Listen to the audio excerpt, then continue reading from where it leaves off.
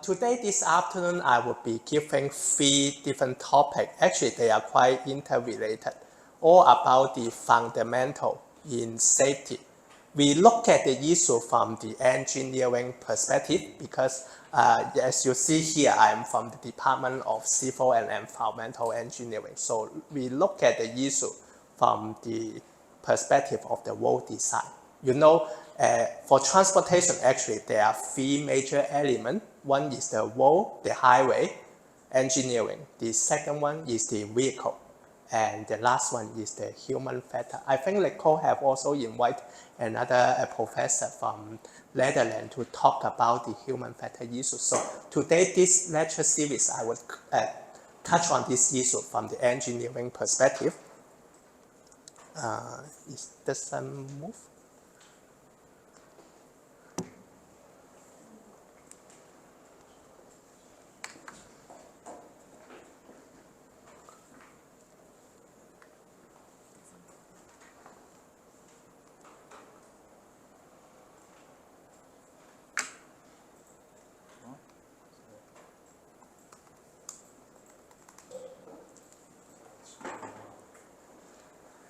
Sorry for the technical issue. Oh, my computer stopped. Okay. Maybe our first questions I will ask, because Lecole told me that you all are from postgraduate. How many of you are PhD student or are master? Isn't it? How many of you are PhD student? Okay. So you are in the first or second years? Third year already, okay. And then how many of you are master? Master. So how long is the master here? 2 years? 2 years. 2 years. So some of you are from the first year and some of you are from the second year. So I wonder how, so in your undergraduate, do you learn transportation engineering? A bit. What topic you have? You still remember? You learned in undergraduate? Traffic flow theory. I don't really remember. Okay. It's okay. Because for traffic safety, many researchers, other than from civil engineering, they come from mathematics, some are from geography, some are psychology. So even if you don't have any background in transportation engineering, it's okay. So thank you, Kim. So this first topic, I will first cover some basic terminology. So to let you understand, because in this area for safety research, quite often the people would mix up some terminology that we think quite important. For example, in the literature, the people don't prefer to use the word accident. They prefer to use the word crash rather than using the accident. Even though I put up accident here, but just for easy for your understanding. So I will first talk about some basic terms that we use. What does it mean for them in the safety literature? And I will also talk about the principle of road safety audit. This road safety audit actually is quite common in Australia, US, New Zealand, and also in Europe. So what are the principles behind and what are the latest practice? And I'm going to introduce about. So this first hour basically cover 2 parts. One part is some fundamental, the definitions of some key terms. And then the second part will be about the road safety audit. So some basic terminology, as I say, even those people don't like to use the term accident, I just keep it simple. So you will see several words: accident, accident cause, accident rate. What are the difference between them? So maybe before this lesson, you don't know. Hey, is it the same actually? Accident rate, accident, not also the same. It's a number, isn't it? But what are the difference? Actually, there are some difference between them. So I'm going to talk about it. Some other terms that we quite commonly use, say severity, exposure, are also some very fundamental but important concept. in the road safety research. So accident, very clear definition that it must be involving a road vehicle. Say for example, two pedestrians, they walk along the street, they hit each other. Do you think it is an accident? Yes or no? Yes or no? How many of you think yes? How many of you think no? The answer is actually no. As you see here, the definition would be that at least involving one vehicle. No matter what that vehicle it is, even a bicycle, we count this as. So two people walk along the street, they hit each other, we don't count that. Only involving a vehicle, hitting something. Maybe only one vehicle hitting a post box, we also count it. So you see here this definition, at least involving one vehicle. We count them as a crash or accident. And also this must be... What if I bump to this guy and I got an injury? Yeah. Call this accident. We don't call it accident, only involving a vehicle. So you could make another good question. So must be involving injury or some damage. Some countries, they don't count the accident that involve damage only. For example, in Hong Kong, UK, we only count those involving injury. So, but some countries like Australia, New Zealand, they count it, say maybe that damage is greater than $100, then we count it. So you could imagine there should be some cut-off. Some countries only count those involving injury. Of course, maybe you feel painful, we may not count it. Some countries may count that if you go to the hospital, they count it as the injury. Some countries, they also count damage, but this damage must be greater than certain threshold or cut-off. So this is the definitions. So now we have some idea what kind of event we would count it as traffic accident. Must be involving a vehicle. Even a bicycle, we count it. Also must be involving some damage or injury. So later on, I will further come back to these injury issues. So second term, the cost. That is something that we say we can quantify the loss to the because of the accident. What do you think? Who will be care about this accident cost? Do you think? What do you think? Insurance company. Insurance company, because they need to pay back the compensations. How about government? What do you think? Government may be also interested in it. Why is it like this? Say just now I have discussion with Professor Ken.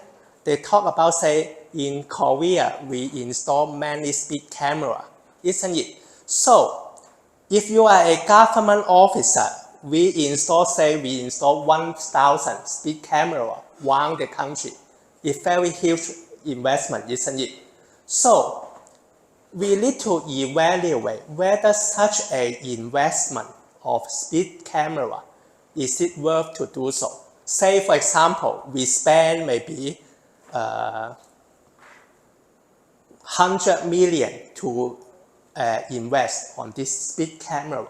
So we reduce maybe 100 accidents that are related to it.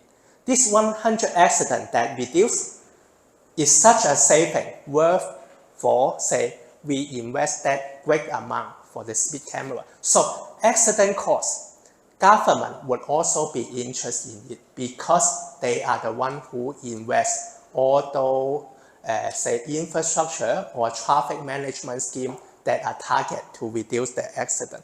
So you may ask, how do we quantify the accident cost? Maybe in an accident, you hit your leg, you go to the hospital. It's easy. You take, say, how much money you need to pay. for this medical course. And maybe you cannot go to work for 10 days. So these 10 days, the salary could also be counted towards the accident cost. So a simple way to calculate the accident cost would be that we call it direct method. This direct method, actually we quantify it by say the medical costs that are involved. We count the people cannot go to work, their salary loss will also be counted. This is what mean by a direct cost. Another method that are commonly used would be willingness to pay. This willingness to pay is something that are more complicated. We ask the will about the people. What does it mean by willingness to pay? So do you have a kid? Yes, I want. You have a kid, isn't it? So when you buy a car, would you also consider the safety performance? Yes, sure. Usually. So without a kid, do you think you will buy this car? No. Maybe no, isn't it? So you have a kid, you may consider to buy a more expensive car, isn't it? This is willingness to pay. Say, for example, you have a kid, you want to protect him. So when you buy a car, you will buy a car that say maybe 100% more expensive. You are willing to pay for this. So this is willingness to pay issue. So maybe you would say, hey, I'm so young, I don't have a kid. How can I say this willingness to pay? Maybe you would also encounter similar thing. When you say, you go to say watch the movie in the cinema. Say you go to a cinema to watch a movie. Maybe you would also consider this cinema is better, better environment, the seat is wider. I would like to pay more to buy that ticket. This is actually the willingness to pay. So you could see here, quite different from this direct method. Willingness to pay is something that more virtual, you cannot touch on it, but it's actually bear a value. So this willingness to pay would be a more complicated issues when we are doing the road safety research, but this is quite commonly used. So with this willingness to pay, we can actually quantify, we can actually estimate the accident cost, say, involving one, say, for example, in Korea, 1 year, how many people die in the accident? 2,000 people, isn't it? 2,000 people. Using this willingness to pay, we could actually calculate the value. Say, 1 people die, it would be a burden to the country. To say maybe, in US, it's about $9 million for one life. This value actually is come from this willingness to pay. So now we have more idea. Accident, we know that it must be involving the vehicle. Someone got injury. Now accident cost is very useful for us to evaluate when we spend the investment. We have 2 ways to evaluate the cost. One is by directly counting the medical cost, the social cost that involve, and other way would be willingness to pay. Usually we would use some special questionnaire survey method to estimate this willingness to pay. And then the accident rate. What does it mean by accident rate? Maybe there are 2 intersections. You imagine there are 2 intersections. Both of them have 50 accidents in a year. But one intersection, not many cars traveling around. And other intersection, there are much more cars traveling around. So intersection A, less traffic flow. Intersection B, more traffic flow. Which one do you think the accident rate is higher? A or B? A. How about the student? A or B? A. Good. So you have some idea about that. Accident rate, if it's actually for comparison. If we want to compare 2 intersections, or we are comparing two highway. Even for comparing two countries, we can use it for comparison because we are taking account something that, for example, just now you are considering also the traffic flow, isn't it? Same number of accidents, but with higher traffic flow. That road will be safer, isn't it? So if that country, we have another country that have same number of accidents, but that country more population, what do you think? This country, road safety, they are doing better or poor? Better or poor? Same number of accidents, more population. What do you think? This country, is it better or poor in terms of safety? Better, isn't it? So we take into account a concept called exposure. So in the statement I read out just now, what thing is the exposure? What is exposure? When I say we compare two countries, population will be the exposure, isn't it? When we are talking about two intersections, what is exposure? Number of cars, isn't it? So this exposure is for calculating the weight, and you could imagine many different numbers or many different indicators can be used to indicate this exposure. Comparing two countries, we use the population. Comparing the different roadway, different intersections, we use the number of cars. This one can be quite complicated. Later on, I will further explain. So, as I mentioned, exposure. Okay. If when you refer to population, you are meaning population overall or density of population? It's a good question. Depends on what you want to compare. If in general, we want to compare two countries, which country they are doing better, we just use the populations. We just use the population. But say, for example, we are comparing, say, within Seoul, there are many different zones or many different areas. We use population density. Yeah, because you could imagine area is different, isn't it?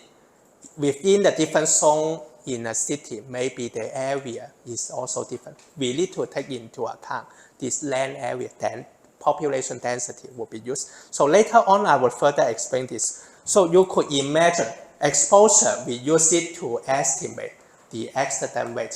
It is just like the base for comparison. So exposure quite often we also come across about it. Severity is also an issue that are commonly we encounter in the accident. I take this from Hong Kong to define it. For example, when there is a traffic accident, we classify them into 3 different types. Say, for example, in a traffic accident, there is a people die, we say it is a fatal accident. So you could imagine this one would be the most serious one because it's involving someone die. And then the second level, we say it is serious injury. Maybe it involving some people that they need to stay in the hospital longer. You see the definitions here. If the people need to stay in the hospital for more than 12 hours, we say that accident is serious injury, and then minor one. So this is just an example in Hong Kong. Say in US, they classify them into 5 different types. Depending on, maybe you can set different cutoff. Hong Kong, we only have one cutoff, staying in the hospital for more than 12 hours or not. Some other country, they may use, say, whether the people would become disabled or even more serious injury. They use this. Or some other country, they may use some measurement by the clinical officer. Say maybe the medical doctor, they can have more detailed assessment. Some countries, they use that assessment result to define how serious it is. One more thing I would like to highlight would be that fatal injury. For example, some victim they encounter in the accident, they may not die at the scene. They may die after they have been sent to hospital. So quite common in everywhere in the world, they use 30 days as a cutoff. Some countries, like for example France, they use another cutoff, 6 days. So if you die within 6 days, we also count it as a death case that are related to that traffic accident. If the people they die maybe 1 month later, we won't count it as those that are related to the traffic accident. So we need to bear in mind about this. Because when we are doing the comparison, different countries they may set different cutoff. Some countries they set 6 days, some they set 10 days, 30 days. So this 30 days, 10 days, 6 days, there could be an issue. Even two countries, maybe they say there are 1,000 people die in the accident. But it could be that some countries they count 30 days. Then more people would be included in the count. If those countries only count those people they die within 6 days after the accident, you could imagine there could be difference. So there is an issue here. So I finished the part about basic terminology. Is it easy or not? No exam. No exam. So we already finished the part about the terminology. So now come to something that are more interesting. So second part, I would like to talk about perception. Perception is something that are related to this human psychology, because I say when we study road safety, three perspectives, isn't it? Road design, engineering. Second, vehicle technology. We don't touch on it. Some mechanical engineer, they touch on vehicle technology, and then the human factor. So something related to the human factor, I would like to briefly talk about it. Now you see 4 pictures on the screen. Maybe I say this is A, B, C, D. Let's have a vote. I give you 30 seconds. A, B, C, D. Which one do you think the most safest? I give you 30 seconds to think about. Everyone need to give a vote.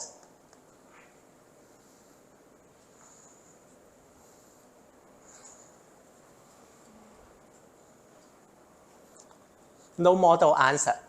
Just ask you for the view because it's about perceptions. So time's up. How many of you think A is the safest? A.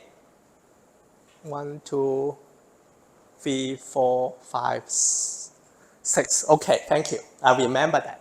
How many of you think B? B.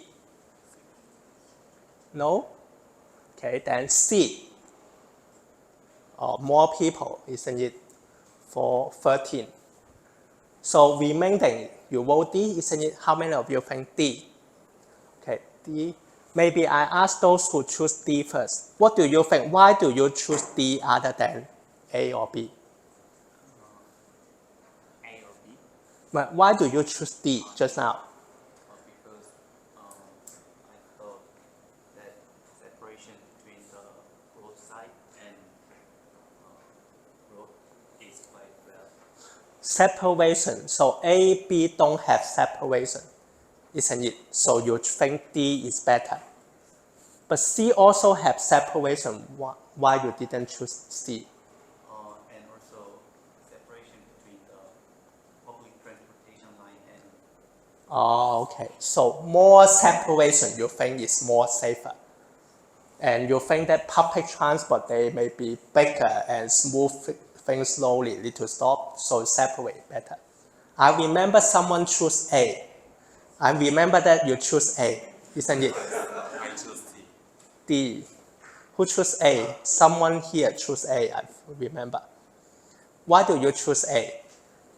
Actually, I think that pedestrian is the most important thing we have to consider. So I think the A is the most pedestrian-friendly situation. So I choose the A. So you look at the perspective from the pedestrians. So maybe I can fine tune my questions that if you are a pedestrian, you may choose A, isn't it? Along this figure, A, the footpath is wider. D is good for driver, isn't it? Maybe if I modify the questions a bit, if you are a driver, which road do you think is safer? Maybe you would think D is better if you are a driver. Say if you are a bus driver, you may think this one is better. If you are a pedestrian, then you may think this one is better because wider footpath and there are some trees separating, isn't it? At least when there is a car hitting on the road, the tree can block you. So we need to think about also from which perspective. So Nicole also choose A. Why do you choose A? Because I don't have car in Korea. So it's again the issues about what perspective you are from. If you look at the perspective from you are a pedestrian, you would choose A. And then some may also think about that, say, look at D and A. What is the similarity? They have some sign also. If you want to make a right turn, there are some provisions that if you are doing a right turn, A or D, A and D would be better, isn't it? Actually, this one, we didn't have any provision for making the right turn.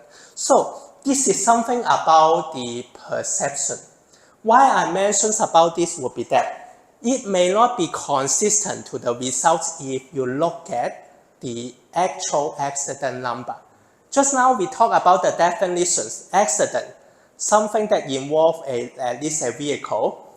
Some people get injured, something damaged. We say it is accident. So it is more or less objective measure, isn't it? But when we come to this question, which one do you think is safer from the perspective of pedestrian? It comes from your mind, something that this is something that we say perception. So before I talk about perception, I need to also first talk about another terms that we commonly use. Risk. Risk is a term that combines two concepts. One concept is about the probabilities. So how often this event would happen is about the probability. So this is one component. Component 2 is about severity of the issues. Severity of the issue. What does it mean by risk come from two components? Probabilities and the severity. Let's just think about the case about, say, traveling by flight. Do you think it is safe or not?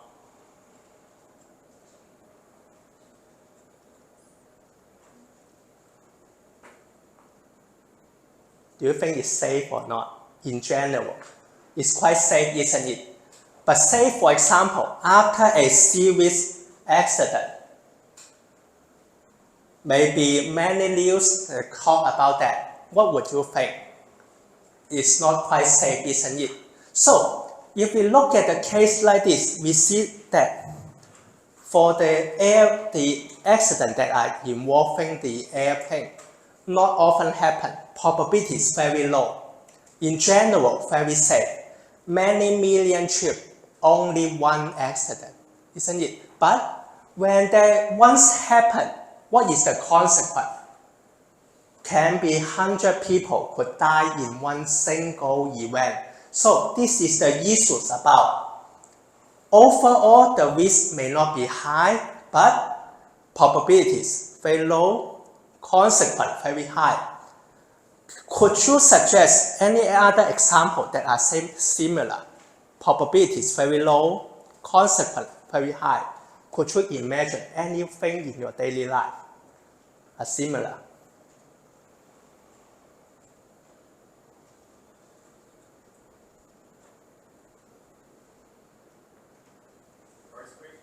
Earthquake, yes, earthquake. Low probabilities, but consequence very high. How about nuclear power, nuclear energy? Isn't it? We still remember those very big accident happened in 1986, isn't it?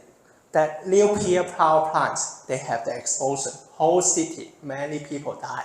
So these are some events that consequent very high, low probabilities. Why I mentioned about this? If we talk about this human factor, it's about human perceptions. Quite often, what makes us impressed are some events that have very high consequence, even though they may not happen very often. So you could imagine two events, they have same level of risk. Maybe one often happen, but the consequence not very high. Like, for example, riding on a bicycle, quite often fall down, isn't it? Quite easy. But maybe you just hit your leg only. This is the example that consequence very low. But nuclear power not very often happen, but consequence very high. So these two events, they have actually the same level of the risk. But which one do you have the impressions about it's very dangerous? It's the nuclear power, isn't it? So you could imagine when people make their decisions, actually they based on their impressions about the consequence. They think those accidents that have higher consequence, they think it's more dangerous, more risky. But if we look at the value, they are actually having the same risk level. People actually have did a research to compare 30 different kind of events that we often encounter in our daily life.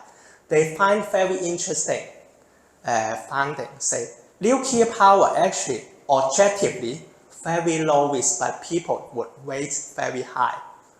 When we are asking them, do you think it is dangerous or not?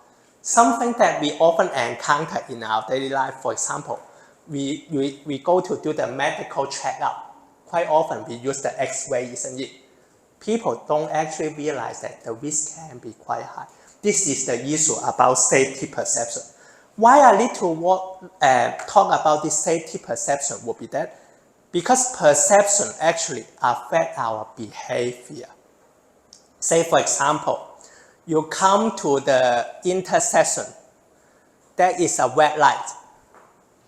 You are pedestrian, isn't it? You don't have a car. So, would you cross the street if there are no other car?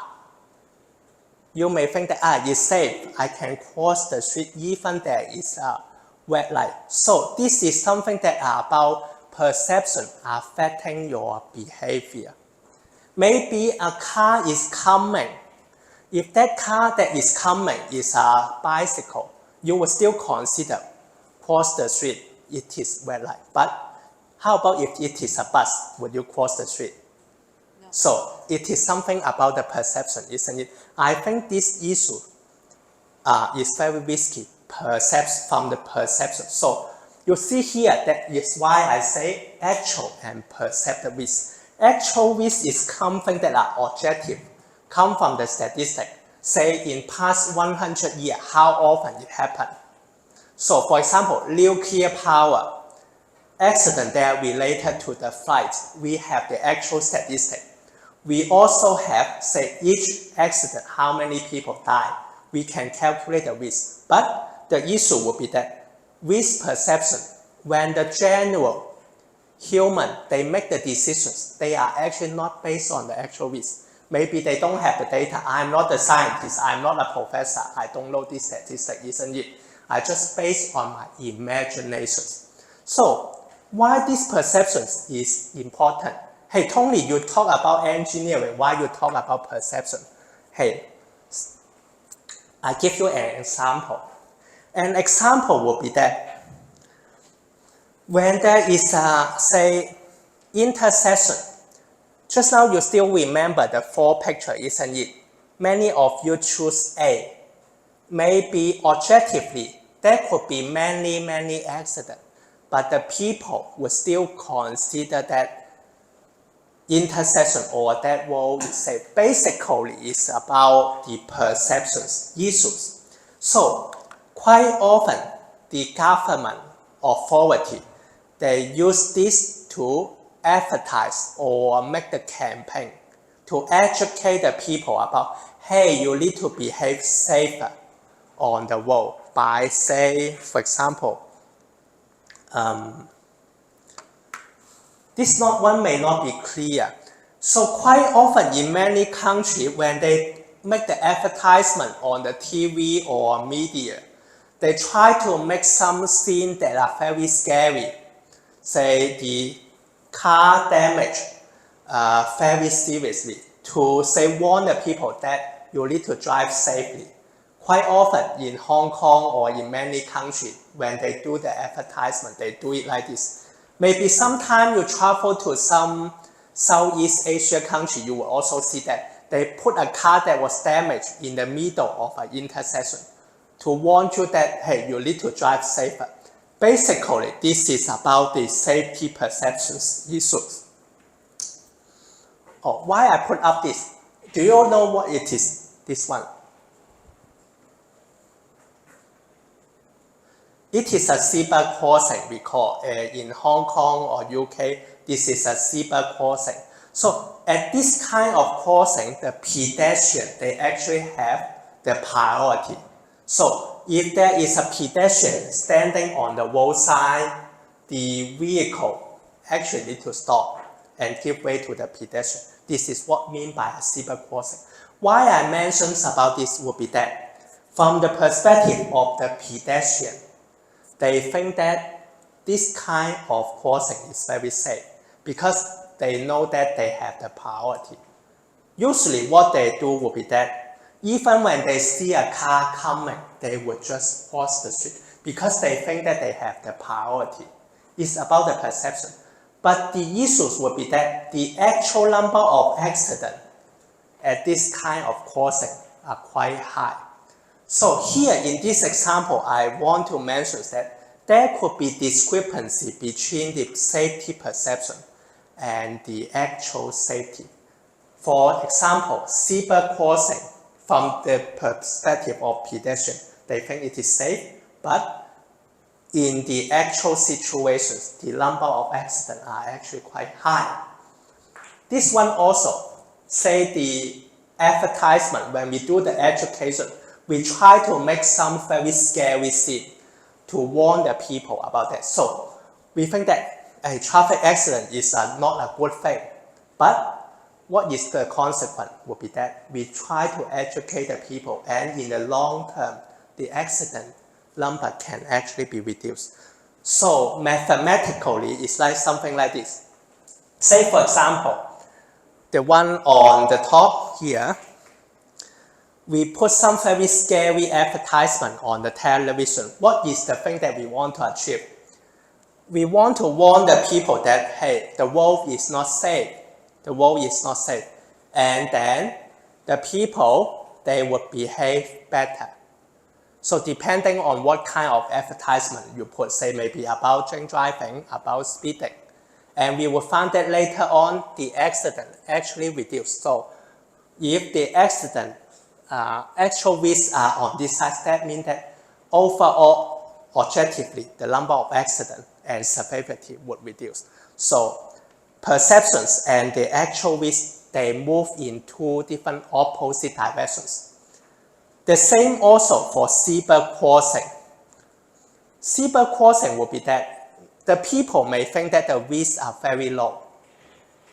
The risks are very, very low because they think that pedestrians, they have the priority, but the actual issue would be that more accidents happen. So these two cases, zebra crossing, scary advertisement, we see that the perceptions and the actual safety risk, they are in opposite directions. Any questions at this point? Or any comment? I have a quick question. I think the people might have a different perception of crossing road and different perception about risk across different countries. So for example, I think in Western society like the UK, they probably have kind of feel safer in crossing road because they do know the car is going to stop in front of the crossing the zebra. But I think in a lot of Asian countries, they drive really aggressively, so they don't really stop that much. I think they have to follow the rule. So I think depending on the aggressiveness of driving behavior. Yes, so I agree, it depends on the culture. That is why many in the safety literature, many people, they would do cross-country comparison. One thing is about this, the culture, the world, how they use the world, very different. In Asian country, vehicle driver, they are more aggressive. Europe, they are more, say, give priority to the. So this is also about the issue of. So, but I just want to say is in general, our behavior is affected by the perception, and there are quite many people, they are working in this. Even when we are designing the CAV, isn't it? You need to determine how the pedestrian, they respond to the driver. This is somewhat of the communication, isn't it? Do you think which way is better? Which way? You have two choices on lowering perceived risk, lowering actual risk. Do you think you have only one direction possible? Which? Of course, from the perspective of engineer, we want to reduce this. And then we want to know what is the strategy. Something is, we know that something, if we want to improve, we need to do something with this. Some other is not, say, lowering the speed limit is very simple. You see here, this speed limit, they are in the same direction, isn't it?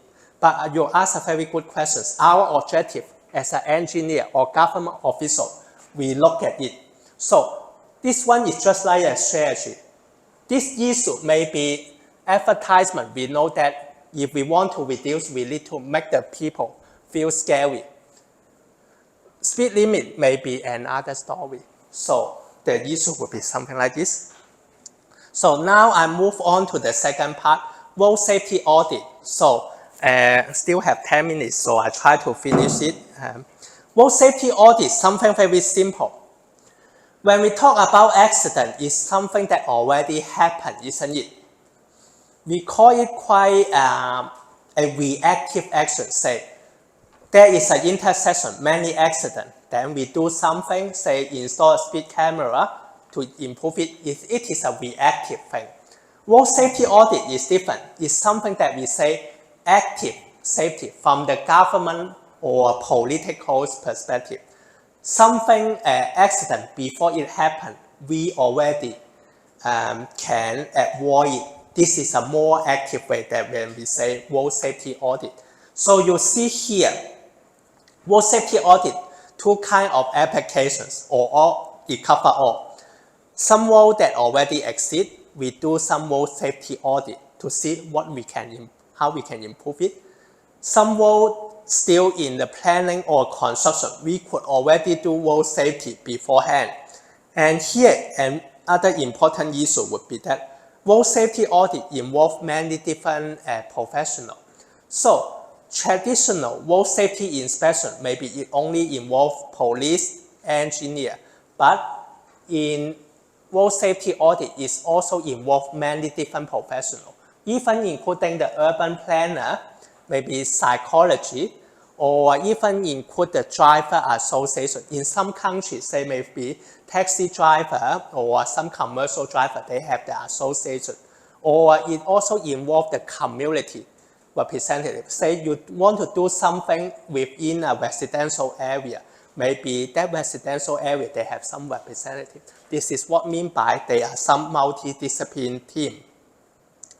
So, road safety audits, I say that before any accident happens, we do something proactively.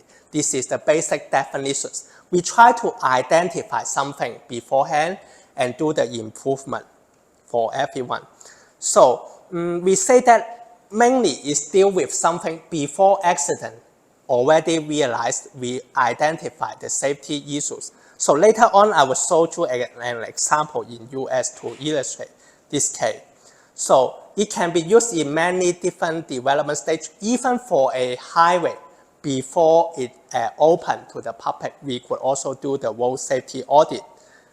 from a small intersection or for a completely new highway, we could also do road safety audit.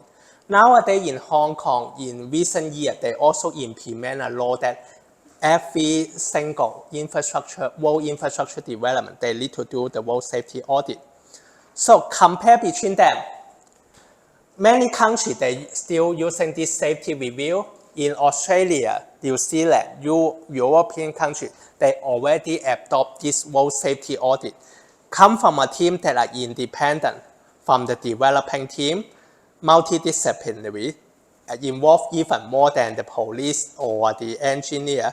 They look for anything that may have potential to result in the accident, rather than waiting the accident already happened.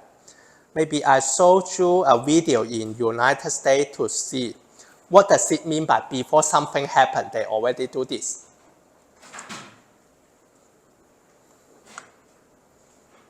Any sound here?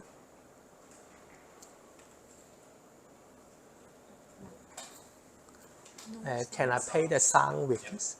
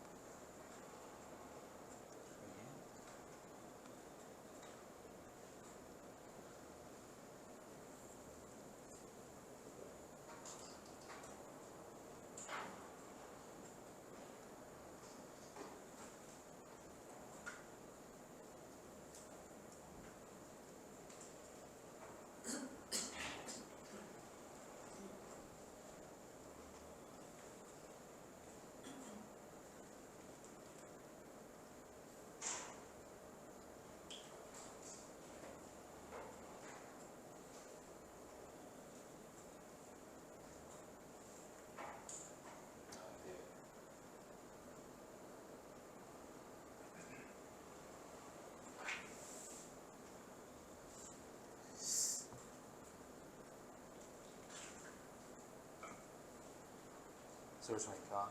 So,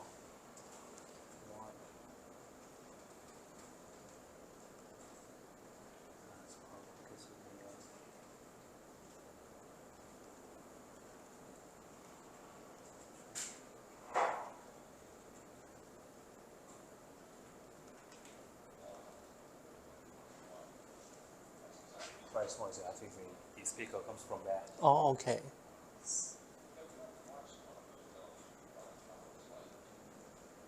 Sound too small. We have to be very quiet. There's no volume in it.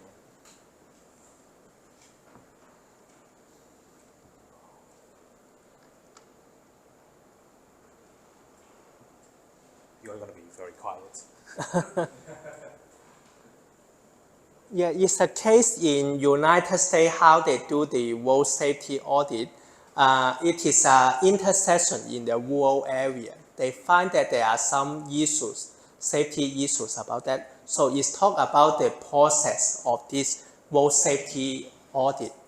Basically, they have some background information that come from the police. Say maybe they have some idea about that in the past 5 years, how many accidents happened in that intersection, how it would happen, and then they have a team of what we say road safety auditor go to that scene and they do the investigations. So actually the improvement measure is not something that are very fancy. Maybe they just cut off some tree that block the view of the driver, or putting up a better sign and put some lighting. That's exactly what it runs. Oh, it's good. A team of professionals are brought in to figure out exactly why a particular stretch of road or an intersection is so dangerous. And just like on CSI, the RSA team is comprised of individuals who each have a particular area of expertise. People like policemen, firemen, and other first responders, even psychologists, cyclists, and pedestrians play a key role.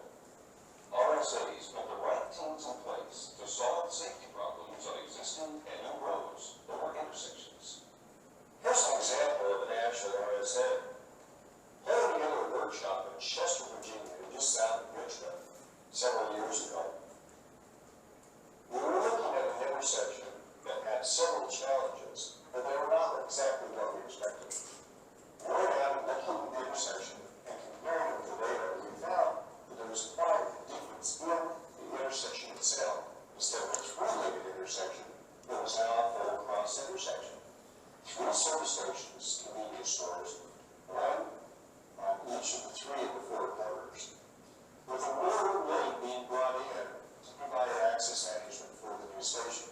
Although we have data and crashes in the area, what we didn't have is we did not have a good picture of what the actual intersection was functioning like at the time. As a group, examining that intersection, with the help of this multi-disciplinary This is the location that I mentioned they have the issues. determined that a road about 100 yards south of that area was really where an increase in the number of crashes, especially sideswipe, were occurring. We're very fortunate in this workshop to have a member of the Virginia State Police. He was able to bring very good, very current data into this workshop to help us understand the crashes at this location. What we found out, it involved older drivers who were involved at nighttime, and they were south of the intersection. Having two members who understood the issue of older drivers found that as an older driver would come into an area from an outlet area to a highly lit area, and then go back out to where the lighting was reduced, that this was a real challenge for them to find the roadway and also find their drivers. Continuing with the site visit with our team, we had the opportunity to speak to a gentleman. The issue was about the lighting was not enough and the driver cannot see the sign. What was going on with this roadway. As he put it, since they opened that senior citizen center, all those old folks are coming down over the top of the hill and hitting the stop sign. He would go out, he would replace the stop sign, taking the old piece of wood out, setting it, and the stop sign would keep shrinking and going down and down. He was interested in even buying posts so he could maintain that stop sign. By working together with this multidisciplinary approach, what we were able to determine that we needed extra lighting and extra sighting, and even going the extra step of having a dedicated right turn lane. You know, There may not be big difference before and after, but just say modifying the barrier, the sign already make it better. residents in that area.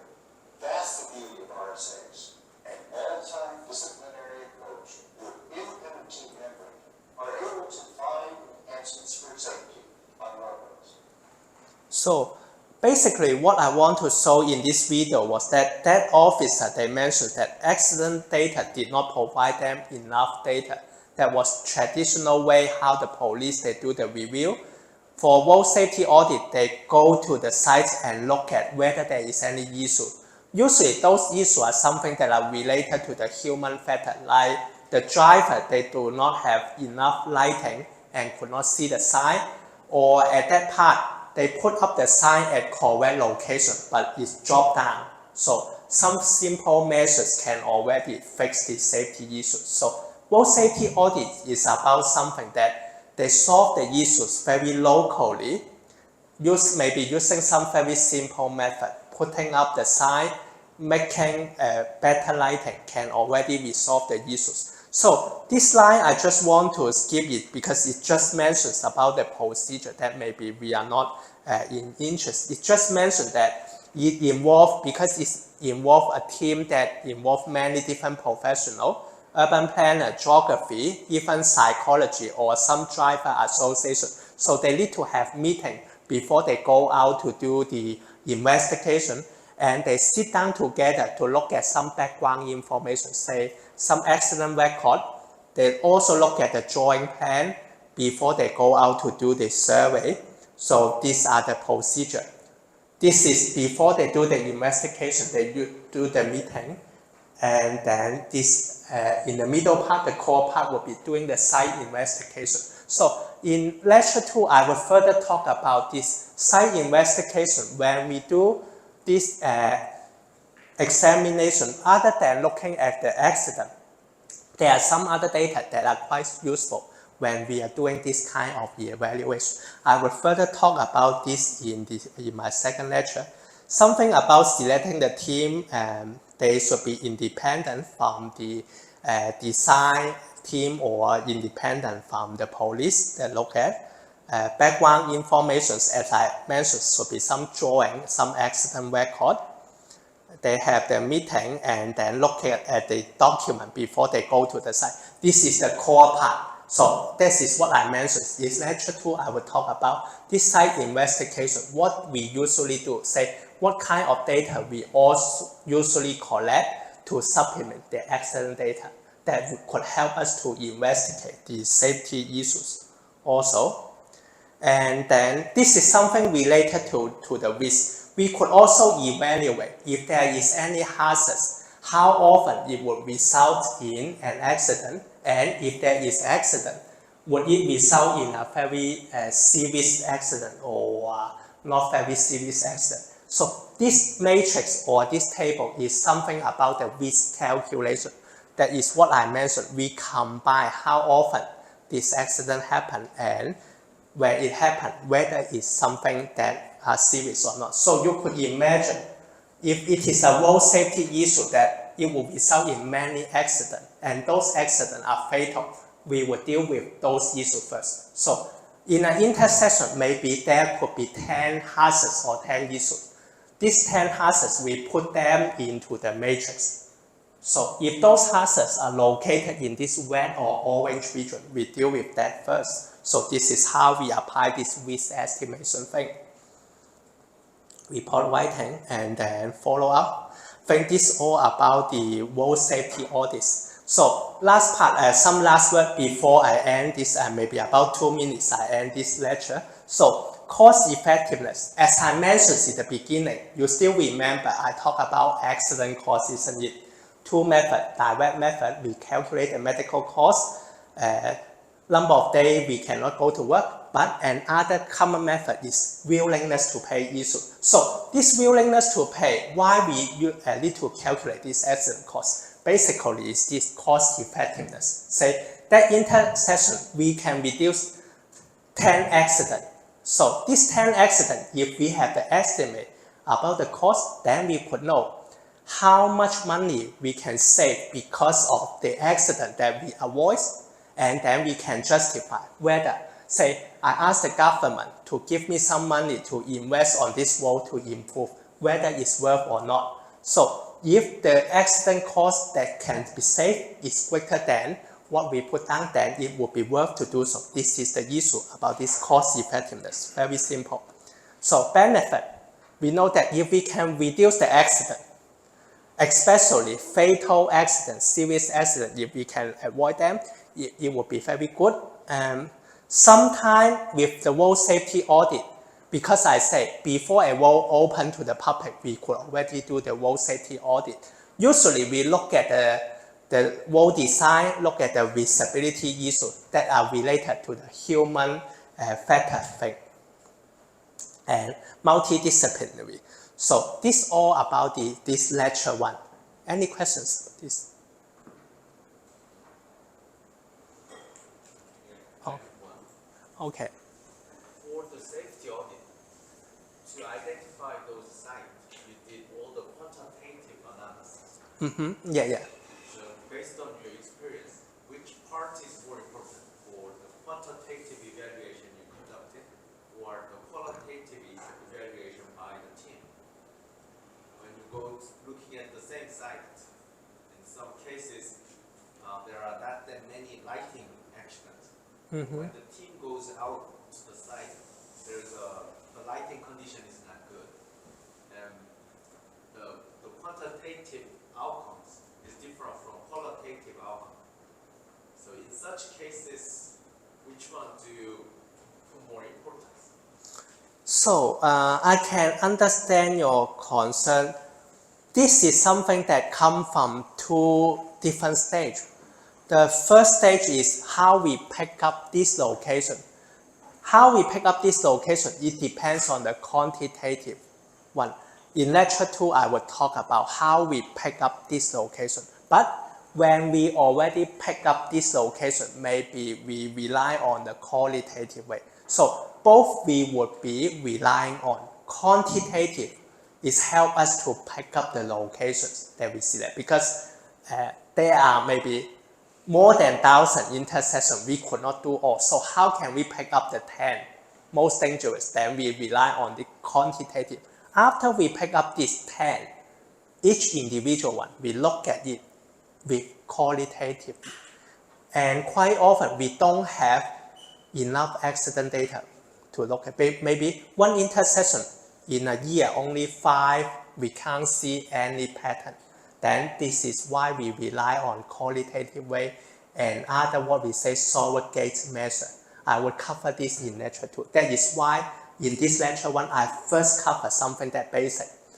Accident definitions, accident cause, perception, and then road safety audits.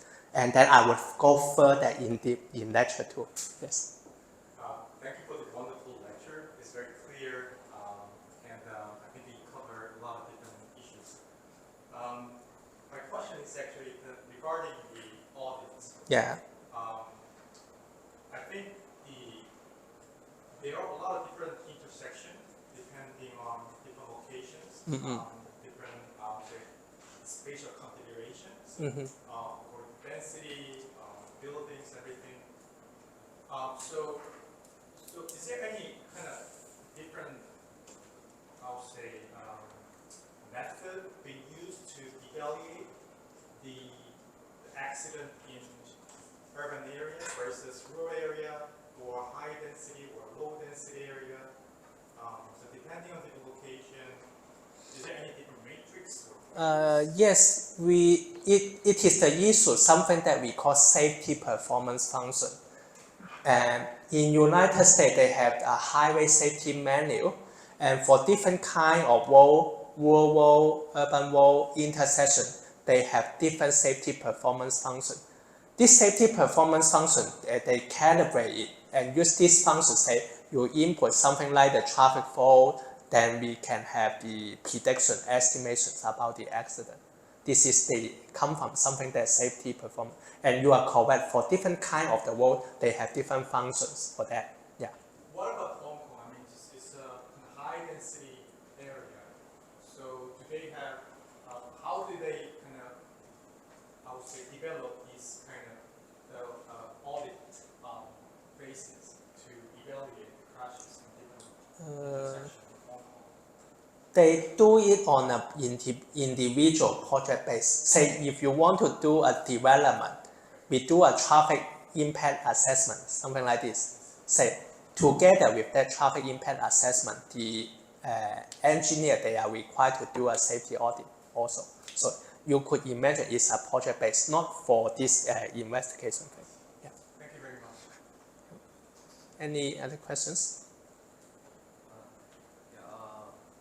In terms of accident cost, Mm-hmm. I was just wondering if you also consider the psychological effects of Yeah, this willingness to pay is already something that are psychological.